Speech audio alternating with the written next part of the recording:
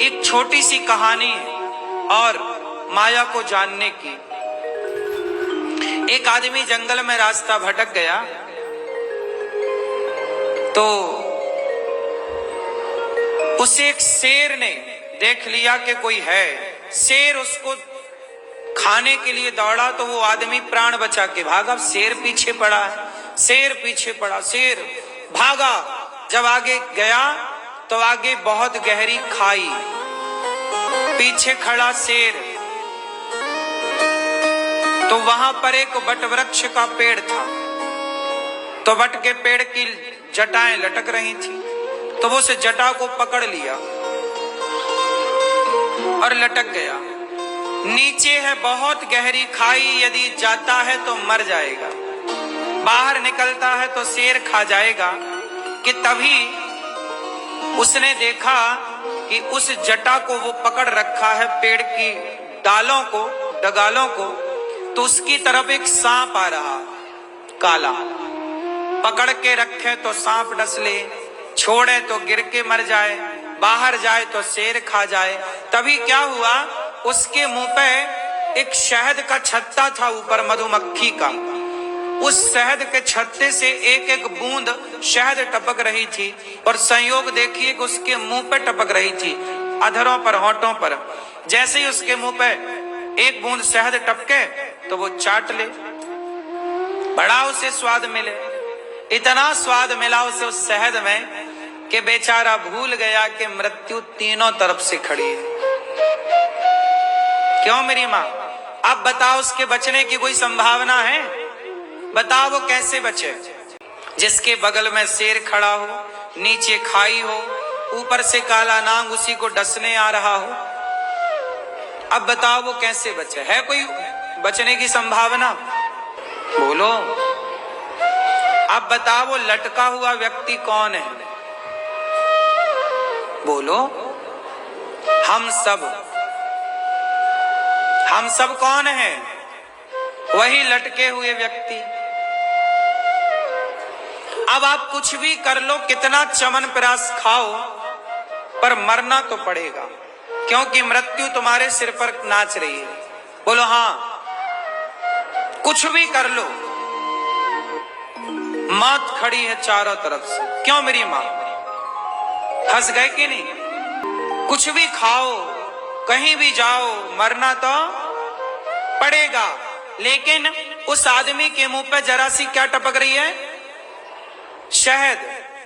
तो वो भूल गया, वाह क्या मधुर स्वाद है, क्या मिठास है एक बूंद शहद के लिए। सब भूल गया। ऐसे ही आप लोग, पत्नी जरा प्यार कर लेती है आपको, सब भूल जाते हो। बच्चे जरा प्यार, आपकी प्यार से गोद में आकर बैठ जाते हैं, तोतली भाषा से आपको दादा, दादाजी, पिताजी, मम्मी, पापा कहते हैं, आप सब भूल जाते हो। मेरा बेटा, मेरा बेटा, क्योंकि वो शहद टपक रही है ना। बच्चों की तोतली बोली शहद है, पत्नी का प्यार शहद है, पति का प्यार शहद है, रुपया पैसा शहद जैसा मीठा है, पद प्रतिष्ठा शहद जैसी मिठास है। यही तो स्वाद मिल रहा है आपको। थोड़ा पद का स्वाद, थोड़ी प्रतिष्ठा की शहद, थोड़ी पत्नी, थोड़ा पति, थोड़ा बच्चे, थोड़ा परिवार, यही तो शहद आपको मिल रही है। कितनी भी शहद चाट लो, पर मत भूलना कि मौत तुम्हारे सिर पर खड़ी है, बचोगे नहीं। लेकिन मौत सिर पर है, फिर भी आप मौत को भूल गए। यही माया है। किसके सामने भूल गए? माया ने भुला दिया। एक बार एक संत जी को एक आदमी आया और संत जी से कहा, बाबा जी आपका मन नहीं करता बढ़िया चकाचक खाने का? वो राजा था, राजाओं की तो 3 4 8 10 पत्नियां हैं, सब कुछ मिलता है उनको। तो एक साधु संत से बोला राजा ने कि महाराज आपका मन नहीं करता स्त्रियों के साथ रहने का? आप कहो तो मैं आपका विवाह कर दूं, आप कहो तो आपको मैं बड़ा सा महल दे दूं, आप कहो तो आपके लिए कुछ खेत खलिहान आपके नाम कर दूं, ऐसा आराम से जियो। साधु चुप थे। राजा सब कहता जा रहा है कि आप कहो तो हम 2-4 बंगले बना के आपको दे दें, स्त्रियां आपको चाहिए तो हम आपका 3-4 ब्याह करा दें। संत जी ने कहा, राजन जो तुम कह रहे हो उस पर मैं बाद में विचार करूंगा, लेकिन अभी मैं देख रहा हूं कि तुम्हारी जो रेखाएं तुम्हारे मस्तिष्क की कह रही हैं कि 7 दिन बाद तुम्हारी मृत्यु होने वाली है। अभी बहुत इमरजेंसी बात मुझे याद आई, बहुत महत्वपूर्ण बात याद आई कि तुम्हारी मौत केवल अब 7 दिन बाद तुम मर जाओगे राजन। हाँ, अब बताओ क्या कह रहे थे मेरे लिए? राजा भूल गया कि मैं बाबा जी के लिए क्या कह रहा था। अब राजा चुपचाप उठा और चला गया, क्योंकि संत जी ने कहा, अच्छा राजा को यह पता था कि यह साधु बड़ा सिद्ध साधु, बड़ा तपस्वी साधु है। और संत जी ने कहा कि मैं देख पा रहा हूं कि तुम्हारी रेखाएं, तुम्हारा सब आव भाव समझ में आ रहा है कि अब तुम केवल 7 दिन के बचे हो। अब राजा गया, महलों में गया तो चुपचाप, ना रानी से बात कर रहा है, ना बच्चों से बात कर रहा। रानी भोजन लाए तो खाए ना। एक दिन बीता, राजा उदास। 2 दिन बीता, राजा उदास। तीसरा दिन आया, राजा की धड़कन तेज। 6 दिन बीत गए। अब तो राजा बिस्तर में पड़ा। कहां पड़ा? चारों तरफ हाय हाय हो गई कि भाई राजा को क्या हो गया, कौन सी बीमारी लग गई। अब राजा किसी को ना बताए कि मैं मरने वाला हूं, पर राजा खाए पिए ना और पड़ा बिस्तर पर और बस रोए जा रहा है।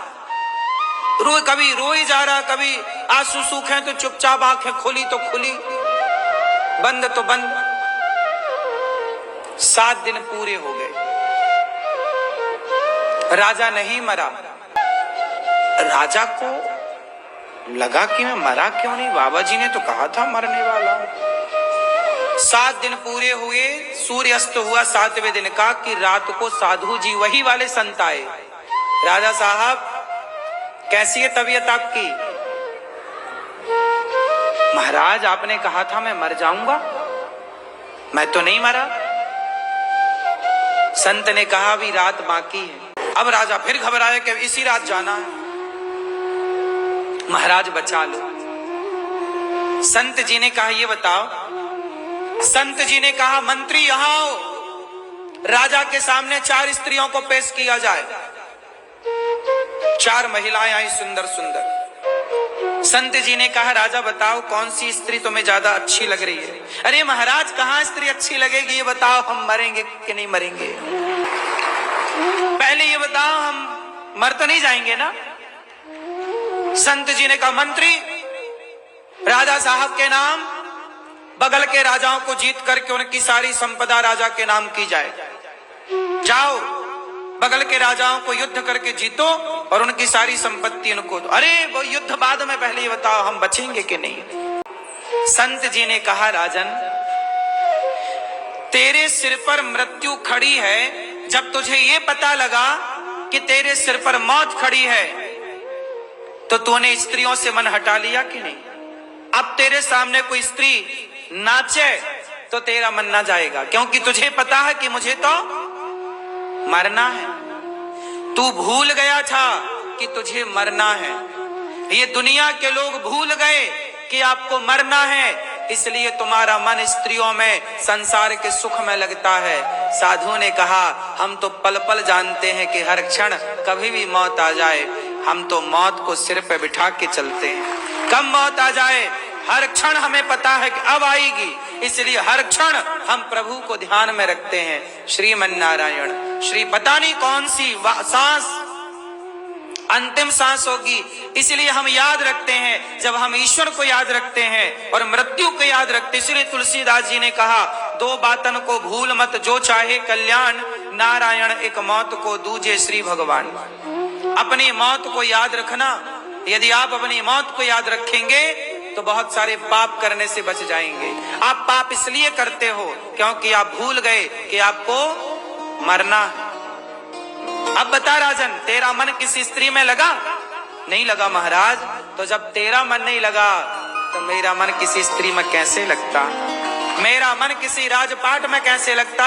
क्योंकि मैं तो हर समय ये जानता हूं कि मैं मरने के लिए तैयार हूं। मेरी मौत सिर पर नाच रही है, वो शहद टपक रही है, पर वो आदमी शहद की उस मिठास में गुम हो गया।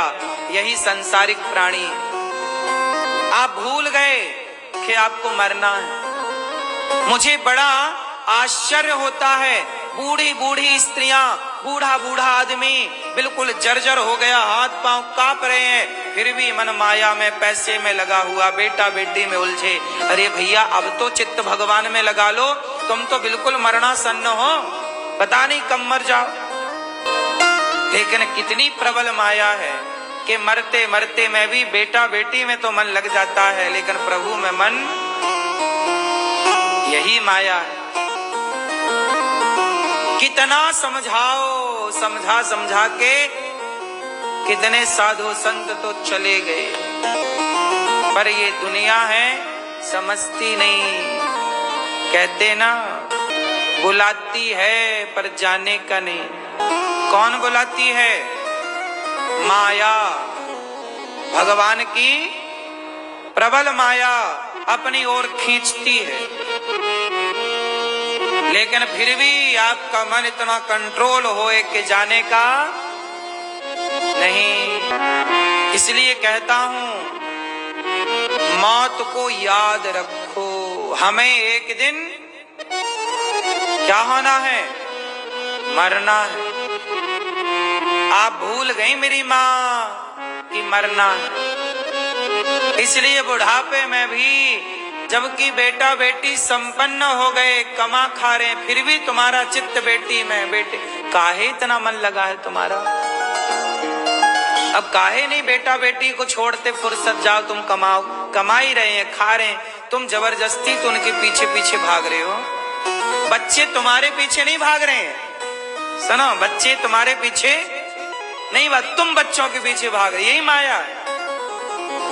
तुम्हें पता है कि वहां से लाते ही मिलनी, फिर भी तुम्हें लाते खाने की आदत है। यही तो माया है। माया क्या है? एक कुत्ता था, एक दिन निकला तो एक घर में जाके भाव भाव किया।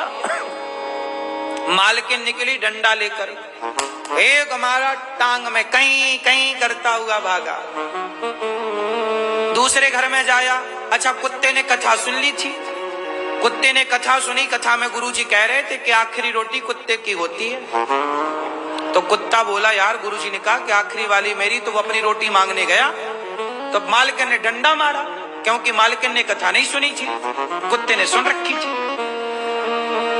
दूसरे घर में कुत्ता गया तो वहां मालकिन ने देखा कि कुत्ता द्वार पर ताक झांक कर रहा। मालकिन को लगा घर में घुसेगा, एक पत्थर उठाया, मारा, कुत्ते के पीठ में जाके लगा। अब कुत्ता लंगड़ाता हुआ तीसरे घर गया तो वहां पर एक रोटी का टुकड़ा मालकिन ने निकलकर कुत्ते को दिया। कुत्ते ने बड़े प्यार से वो रोटी खाई। ये सारा दृश्य एक साधु देख रहे थे। साधु ने कुत्ते को बोला, ए कुत्ता यहाँ। कुत्ता आया। संत ने कहा, क्यों कुत्ता, तुझे दो घर में लाठी और पत्थर और गालियां मिली, अब बता कल से तू आएगा घर घर में भौंकने? कुत्ता बोला, आऊंगा, कल भी आऊंगा, परसों भी आऊंगा। क्यों आएगा? गालियां मिली, लाठियां मिली, पत्थर मिला, तेरा पांव टूट गया। अरे कुत्ता बोला, तो क्या हुआ, तीसरे घर में रोटी भी तो मिली। एक रोटी के टुकड़े के लिए कुत्ता लाठी और डंडे भूल गया। बोलो हाँ, यही स्थिति है, यही तो माया है कि आज इंसान को जरा सा संसार का प्रेम मिल जाए, पैसा मिल जाए, संसार का जरा हाव भाव मिल जाए तो लोग भूल जाते हैं और बस यही टुकड़ों पे उलझे रहते हैं। आपका कितना अपमान होता है, आप उस अपमान को भूल जाते हैं। आपको लगता है चलो क्या करें, अब किससे कहें, मजबूरी आपकी बन जाती। आपको लगता मैं मजबूर हूं। मैं आपको ये कहता हूं कि गालियां तो सुन के पचा लो, अपमान तो सुन के पचा लो, कहो मत किसी से, लेकिन आप अपने को देखो कि आप इतने गिर क्यों गए, क्यों अपमान की रोटियां खाने पर मजबूर हो गए, क्यों नहीं तुम छोड़कर सबसे मन हटाकर, क्यों नहीं तुम भगवान के हो जा रहे हो।